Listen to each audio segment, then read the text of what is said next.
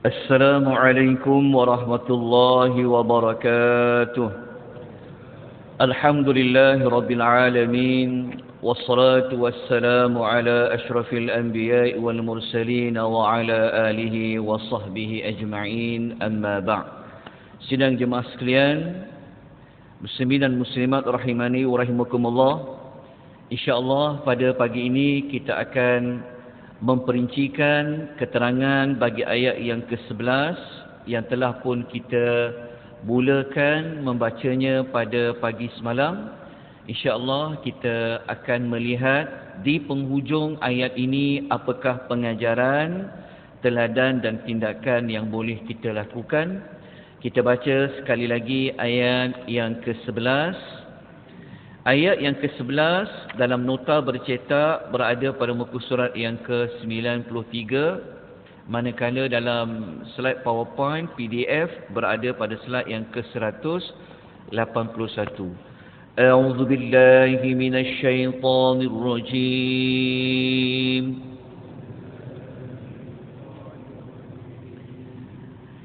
Innama tunziru man اتبع الذكر وخشي الرحمن بالغيب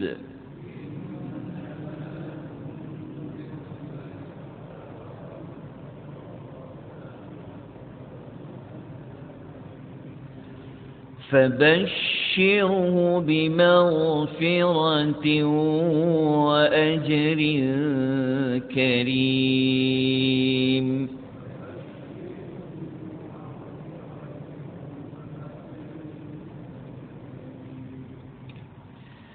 Ayat yang ke-11 adalah ayat yang Allah menerangkan bahawasanya mana-mana peringatan, iaitu perkataan tunzir. Kita telah sebutkan bahawa perkataan tunzir ia dikaitkan dengan menakut-nakutkan. Maknanya perkataan tunzir iaitu al-inzar, iaitu peringatan yang ia berbentuk menakut-nakutkan, ancaman dan amaran. Jadi Allah mengatakan bahawasanya mana-mana peringatan yang Nabi SAW telah sampaikan, peringatan itu tidak akan memberikan manfaat, tidak akan berfaedah, melainkan bagi mana-mana manusia yang dia mempunyai dua sifat.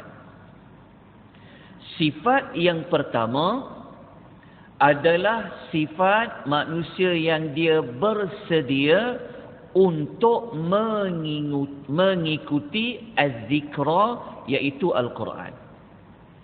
Maknanya Al-Quran yang Allah letakkan namanya sebagai az-zikra. Az-zikra dalam ayat 11 ini merujuk kepada salah satu daripada nama lain selain disebut Al-Quran. Al-Quran ni kadang-kadang Allah sebut dengan nama Al-Quran.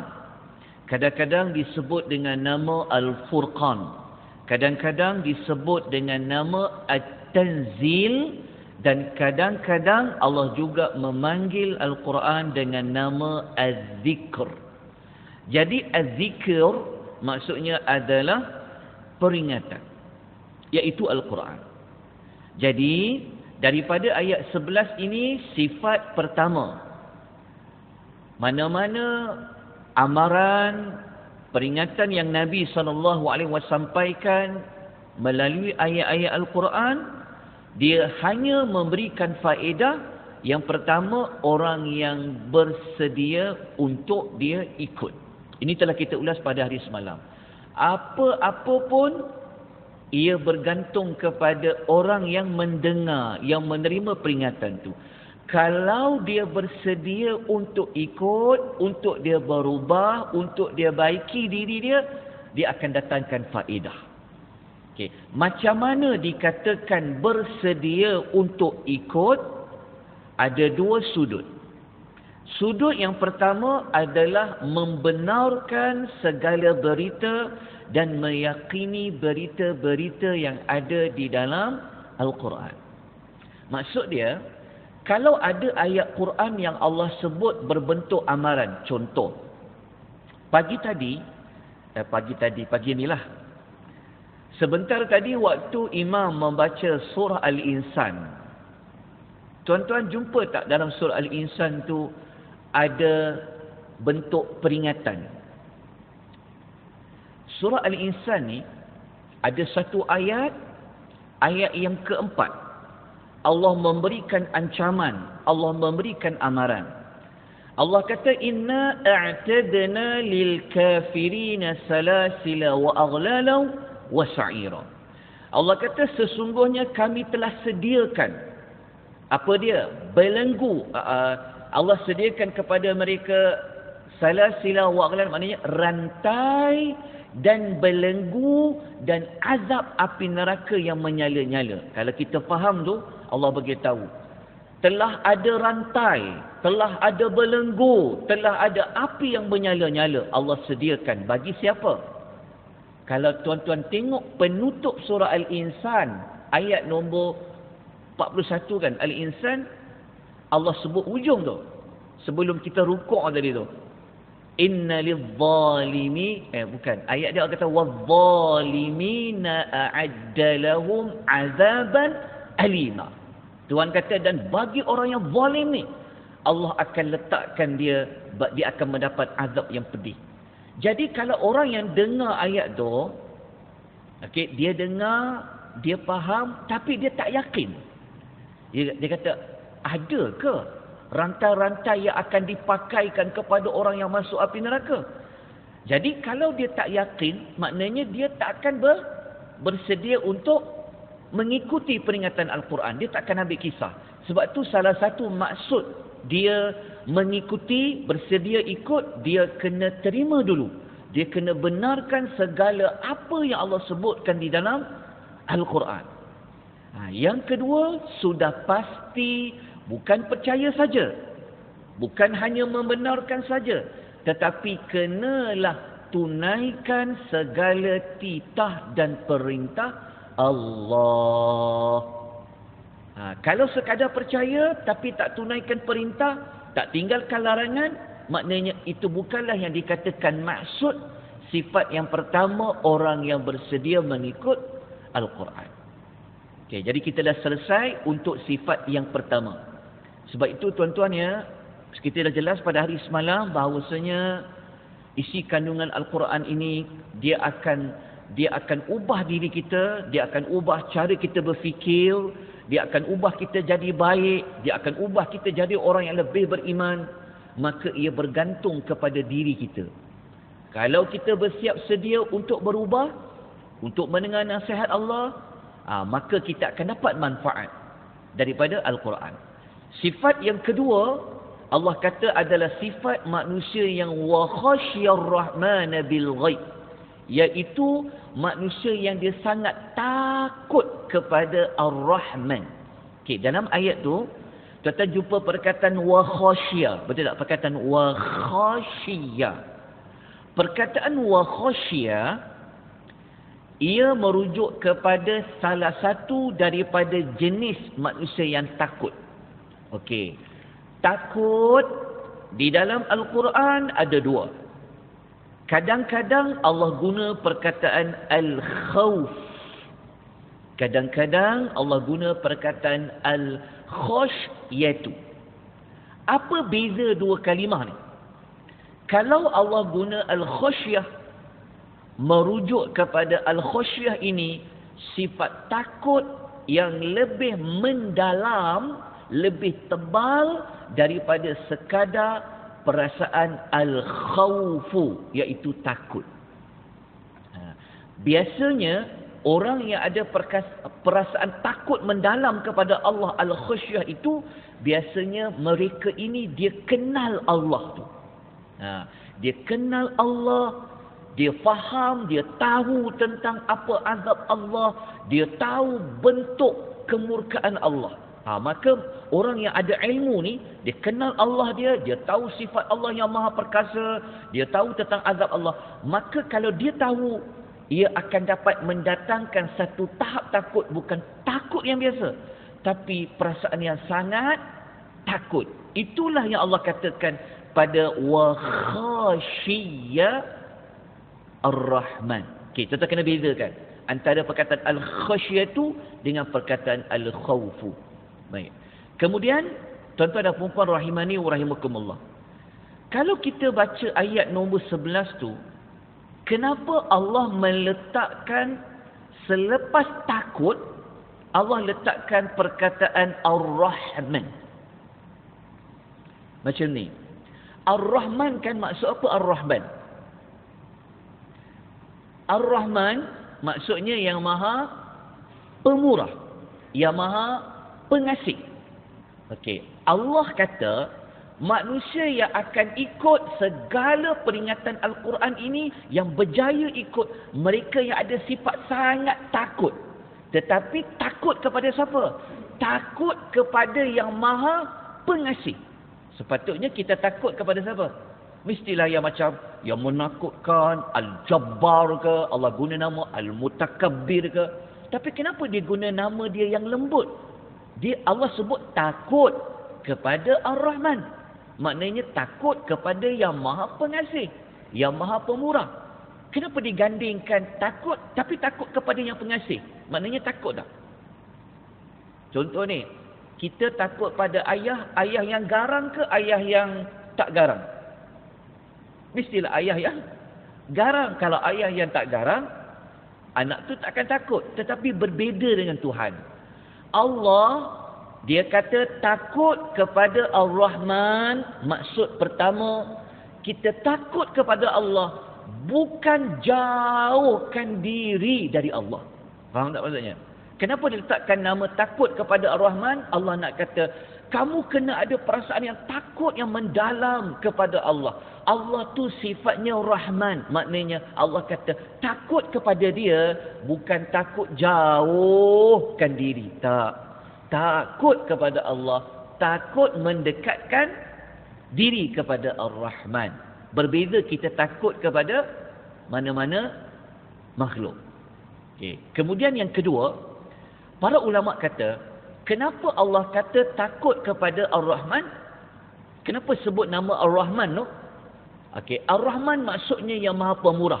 Maka sudut kedua kata para ulama, apabila kita tahu Allah ni dah bagi kita macam-macam. Betul tak Allah bagi kita macam-macam? Macam-macam ada. Allah bagi kita semua benda. Allah bagi kita nyawa, Allah bagi kita boleh hidup, Allah bagi kita boleh berjalan, mendengar, makan, rezeki dia tumpang dekat bumi dia. Betul tak? Semua Allah dah bagi. Itulah Allah Maha Ar-Rahman. Okey, kenapa Allah katakan takut kepada Allah yang dah beri macam-macam tu? Maknanya kata para ulama, apabila kita kenang jasa baik Allah yang terlalu banyak Allah bagi rahmannya kepada kita, maka kita takut untuk mengecewakan Allah yang telah memberikan kita segala perkara. Okay. Jelas tak sakat ni tuan-tuan dan puan-puan? Macam tuan-tuan takut nak langgar perintah ibu sebab apa? Ibu aku ni dah buat macam-macam pada saya. Betul tak kita katakan? Macam-macam dia buat dekat saya. Korbankan hidup dia untuk saya. Tapi saya senang-senangnya nak ingkar perintah dia. Nanti ibu akan kecil hati. Betul. Jadi kalau kita letakkan contoh tadi pada Allah, sudah pasti jauh lagi. Maka Allah dah bagi kita macam-macam kemudahan untuk kita. Maka takkanlah kita ini sanggup melanggar perintah Tuhan. Sanggup kita nak abaikan Allah wajibkan kepada kita buat sesuatu.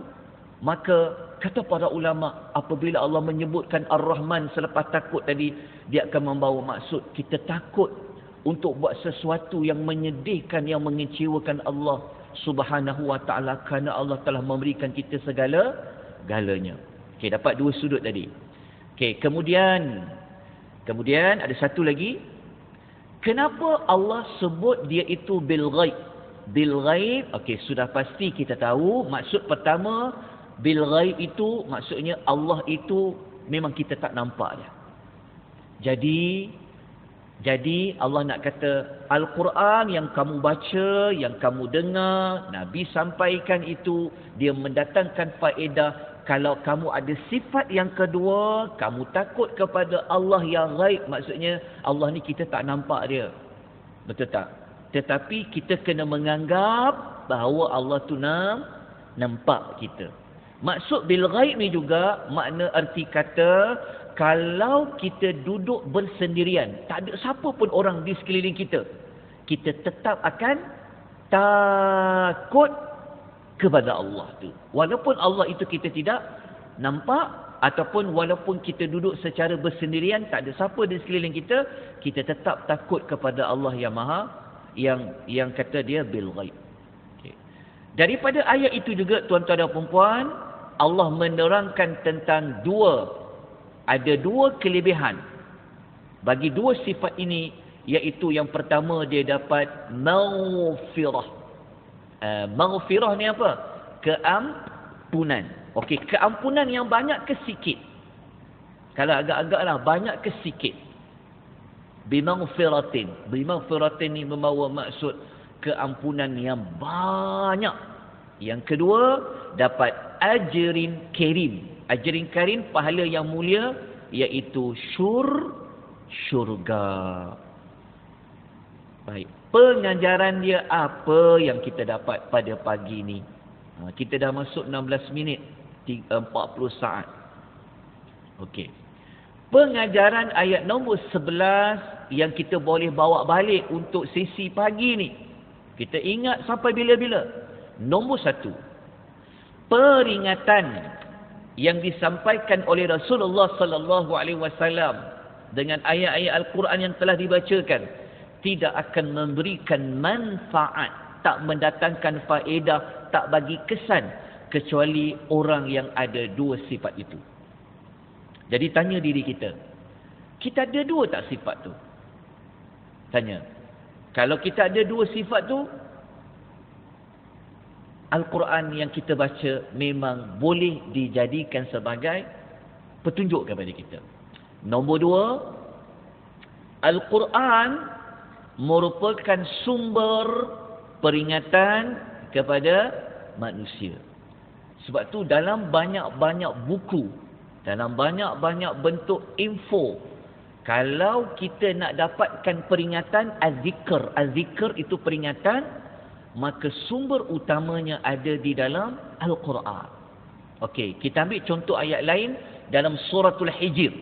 Kalau tuan-tuan tengok dalam suratul Hijr, ayat nombor 9, di situ ada ayat Allah kata, Inna nahnu nazzalna zikr.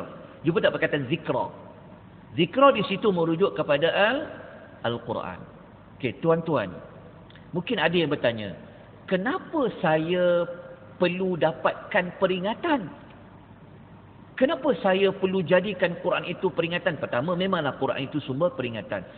Cuma kita tanya dalam diri kita, selama ni kita baca Quran, kita cari apa? Selama ni kita belajar Quran, kita cari apa? Kita nak apa? Kita nak apa pada Quran? Jawapan itu ada pada tuan-tuan dan perempuan. Tetapi Allah bagi tahu jawapan, Al-Quran itu adalah zikr. Dia adalah peringatan. Peringatan tu yang berbentuk menakut-nakutkan. Kita manusia ni, dia kena ada dua kaedah. Pertama, kita kena gembirakan dia, bagi dia harapan. Tetapi manusia ni, kalau kita bagi dia, kalau kita hanya cerita tentang yang macam yang harapan saja, nanti ada manusia yang akan naik kepala. Faham tak faham? Kita kan biasa guna istilah apa? Nanti dipijak kepala. Pernah dengar tak istilah tu? Manusia ni kalau dia hanya ada sifat ar-raja, harap, dia tahu Allah ni pengampun, Allah ni pengampun, Allah ni begini-begini. Kalau dia ambil yang sudut angle yang Allah tu baik saja, Allah ni semualah baik. Tapi kalau dia ambil sudut yang macam pahala saja, syurga saja, nanti manusia tu dia akan sampai kepada manusia tu dia macam dia berharap saja. Tak apalah, Tuhan Maha Pengampun. Dia jadi macam tu. Tetapi Al-Quran satu sudut lagi, dia menakut-nakutkan kita. Sebab tu kita perlu diri kita ni ditakut-takutkan. Kalau kita takut daripada ayat Al-Quran berbentuk peringatan, maka kita takut nak lawan Allah. takut nak lawan Islam, takut nak tolak Rasul. Masalah sekarang, kenapa orang berani dilawan Tuhan dia? Kenapa dia berani untuk dia langgar yang Tuhan kata jangan buat? Kenapa dia berani untuk meninggalkan perintah Tuhan? Kerana dia tidak takut. Kalau dia takut, tentu dia akan buat apa yang Allah perintahkan. Dia akan tinggalkan apa yang Allah larang. Begitulah maksud dia. Okey, jadi kita memerlukan Al-Quran untuk kita takut. Macam kita baca ayat surah apa? Surah Al-Insan bagi tadi tu. Kalau tuan-tuan baca betul-betul ataupun baca surah Sajadah tadi, kenapa tuan-tuan sujud sejadah bagi tadi? Sebelum tu ada ayat apa? Kena faham kat situ. Sebab tu tuan-tuan baca macam ni. Surah Insan 14 ayat semua cerita dalam syurga. Jadi manusia akan terbayang syurga, betul. Tapi dalam masa yang sama Allah selitkan satu ayat tentang neraka. So kita perlu ada dua sifat ni. Sebab tu dalam Fatihah dia ada dua-dua ni. Okey. Waktu kita pun dah sampai pada 21 minit. Minta maaf panjang sedikit ulasan, tak sempat nak habis ayat nombor 11 ni. Disebabkan kita memang takut kepada Tuhan. Lepas tu terpaksa ambil dua slot. InsyaAllah saya kena sambung kemudian lah, sebab ada huraian lagi dekat pengajaran dia dalam ayat nombor 11 ni. Semua sekali pengajaran dia ada lebih kurang dalam ada 6 pengajaran. Saya hanya sempat terang 2 pengajaran saja. InsyaAllah nanti kita akan sambung pada hari minggu hadapan, hari Isnin. Semoga Allah temukan kita sekali lagi pada hari Isnin untuk kita memperincikan pengajaran nombor 3 sampai nombor 6. Cuma saya minta tuan-tuan baca terlebih dahulu. Kemudian kita akan sambung tentang 2 tindakan yang perlu kita ambil daripada ayat yang ke-11 yang telah pun kita selesai tadabbur ayatnya. Kemudian insya-Allah kita terus masuk kepada ayat yang ke-13. Jadi kita sudahi pengisahan kita dengan tasbih kafarah. Subhanakallahumma wa bihamdika asyhadu an la ilaha illa anta astaghfiruka wa atubu ilaik. Wabillahi taufiq wal hidayah. Wassalamu alaikum warahmatullahi wabarakatuh.